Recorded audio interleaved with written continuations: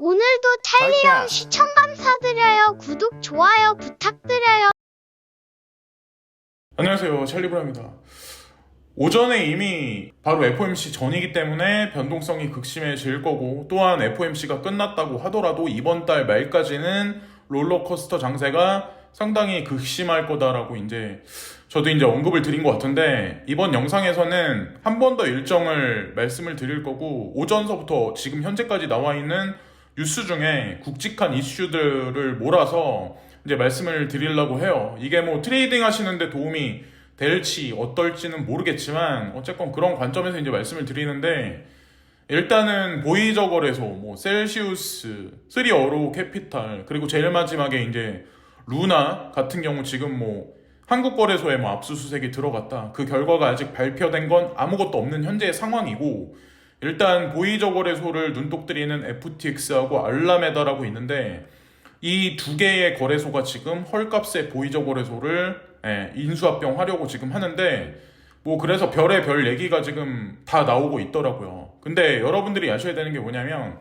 보이저 거래소는 디지털 커런시 그룹과 제네시스 트레이딩이라고 해가지고 DCG 그룹하고 이미 관련이 돼 있어요.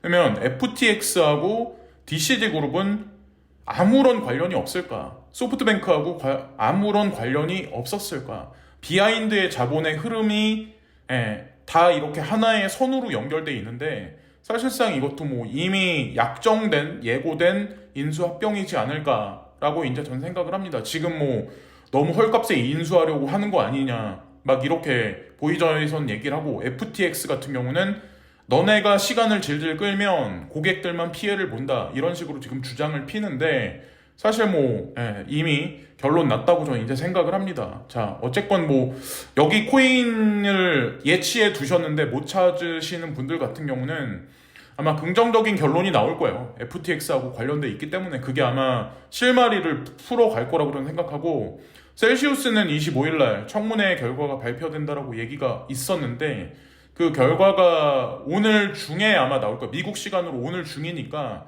오늘 오후 늦게 새벽녘에 발표될 수도 있고, 어쨌건 그 결과가 나올 거고, 3어로우 캐피탈 같은 경우도 아직까지 확실한 뚜렷한 그건 아닌데 조금씩 천천히 나오기 시작을 할 거예요. 그리고 대망의 루나 테라재단 같은 경우는 권도영하고 신현성에 관해서 조사가 들어갔다라고 하는데, 그 결과에 관해서는 아마 제일 마지막에 이번 달 말이 될지 아니면 8월 초가 될지, 그것도 아마 결론이 이대로 묻혀서 그냥 넘기지는 아마 않을 거예요. 그런 식으로 보시면 어떨까라는 생각을 하게 됐고, 자, 여기는 수요일 날이라고 나와 있는데, 사실 미국 시간으로 그러니까 한국 시간으로 봤을 때 목요일 날이라고 보셔야죠. 목요일 날 새벽녘이라고 보셔야 되는데, 금리 인상 발표가 있다고 하더라도 이번 달 말까지 롤러코스터 장세가 좀 극심하게 일어날 가능성이 높은 게, 또 금요일 날, 토요일 날까지 지속적으로 계속 변동성을 줄 만한 거리가 있어요.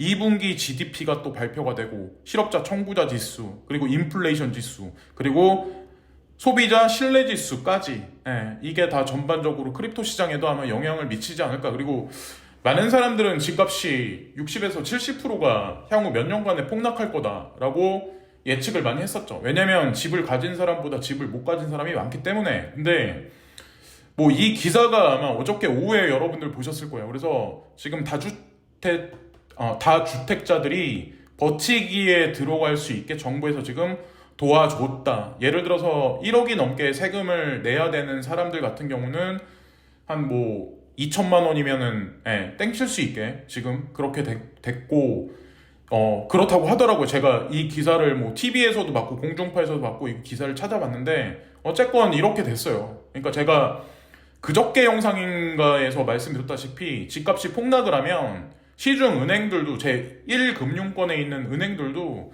부실채권을 떠안고 무너질 수밖에 없거든요. 근데 정부에서 그거를 용인할까라고 제가 말씀을 드렸잖아요.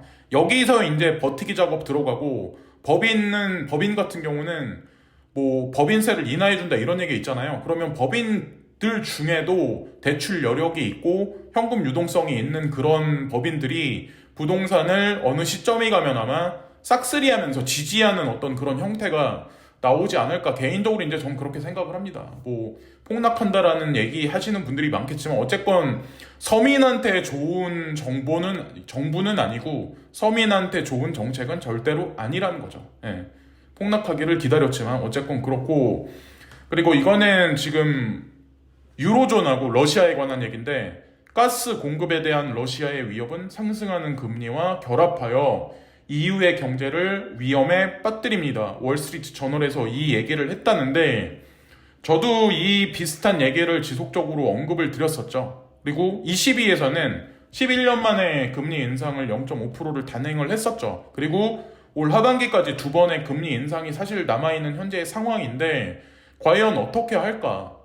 러시아에서 가스관을 45%만 열어놓은 현재 상황이고, 이번 여름이 지나서 겨울 쪽으로 가면 갈수록 유로존의 극심한 인플레이션, 그리고 현재 유로화를 중심으로 한 통화 시스템은 과연 어떻게 될까? 운신의 폭이 좁아질 수밖에 없는 현재 상황인데, 빅스텝을 실제로 유로존에서 밟을 수 있을까? 그것은 자기 발등을 자기가 찍는 격으로 글로벌 리스트들이 몰아가는 그런 그림을 만들어 놓는 형국이 아닐까. 사실 그래서 엔화가 다음 차례가 될 가능성이 높고 달러가 제일 마지막이 될 가능성이 높긴 하지만, 어쨌건 그런 그림이 지금 보이기 시작을 한다는 거죠. 유로존 같은 경우는. 자, 월스트리트에서 이런 얘기를 했고, 또 이제 중요한 거는 탑10에 있는 7월 24일자부로 탑10에 있는 크립토커런시가 트위터 팔로우 수, 그러니까 얼마나 추종자들이 있냐. 제가 이제 되게 의외인 게 뭐냐면, 저는 비트코인이 추종자가 가장 많을 거라고 생각을 했었거든요. 근데 의외로 BNB요.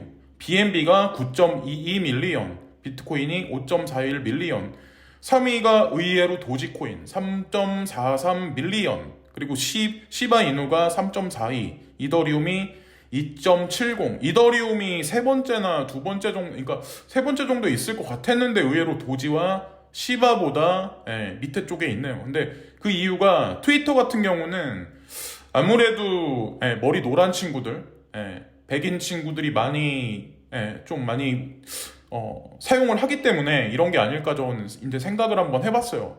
도지하고 시바이누가 이더리움보다 더 인지도가 더 높다라고 하더라고요. 북미 쪽에서는. 그건 뭐 이미 여러분들 다 알고 있는 사실이고, 우리 동양인들은 이더리움 인지도가 도지보다 좀 높죠. 그래서 어쨌건 도지도 앨런 머스크가 어느 순간이 되면 립하는 구간이 분명히 올 거예요. 끝까지 희망을 버리지 마시고, 의외로 XRP가 6위 자리에 있는 2.52 밀리언, 그리고 7위가 CRO, 8위가 솔라나, 9위가 폴리곤.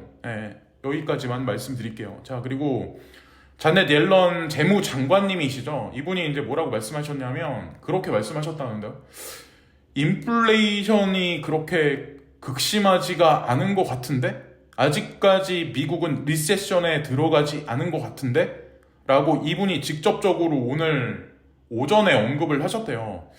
그 언급의 뉘앙스가 과연 어떤 건지, 그게 FOMC에서 과연 제롬 펄 연준 의장이 그 뉘앙스를 갖고 금리 인상에 관해서 무게중심을 실을지, 이것도 예의주시해서 봐야 되는데, 어쨌건 의미심장한 발언이죠. 대중이 느꼈을 때는 이미 리세션에 들어갔는데, 자넷 옐런 의장은 아직까지 미국은 견딜만해, 아직 리세션은 아니야. 자, 과연 어떻게 될까요? 자, 이것도 이제 되게 재미난 그림이 나올 것 같고, 연준의 FOMC는 수요일에 발표할 예정입니다. 이거는 이제 미국 시간이에요. 여러분들 이제 착각하시면 안 돼요. CME는 이자율을 75bp 인상할 경우가 78%, 이건 CME 배드와치를 보고 이제 우 블록체인에서 이제 언급을 한 거예요. 75%, 그러니까 0.75 금리 인상할 가능성이 78%고 1% 금리 인상할 가능성이 21%, 지금 현재 예상되고 있어. 또한 이번 주에는 미국 GDP 성장률이 발표가 될 거고, 2분기 6월 핵심 PC 물가지수도 발표가 됩니다.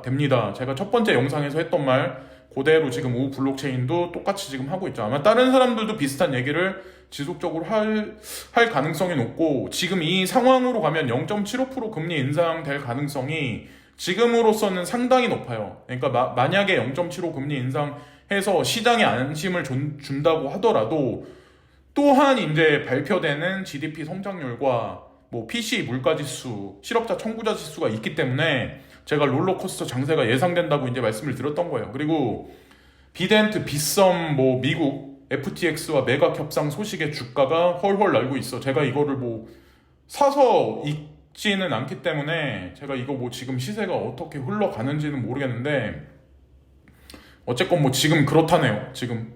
근데 만약에 FTX 협상이 파괴됐다, 무마됐다 이런 얘기가 나오면 비덴트 주가는 또 곤두박질 치기 시작을 하겠죠. 근데 이게 사실 의미가 없어요. 이미 빗썸은 미슬토를 통해서 사실은 소뱅하고 직간접적으로 관련돼 있고 FTX도 이미 소프트뱅크에 자본에 주입이 돼 있기 때문에 사실 의미 없다는 거죠. 그리고 만약에 협상이 진행된다고 했을 때는 FTX와 빗썸의 연결, FTX와 소프트뱅크의 연결, 그리고 소프트뱅크와 디지털 커런시 그룹의 연결, 뭐 요런 일원화된 어떤 그런 그림을 여러분들이 보실 수 있을 거고, 일본 거래소인 꾸오인과 리퀴드 거래소가 합병돼서 이미 움직인 지 오래됐잖아요.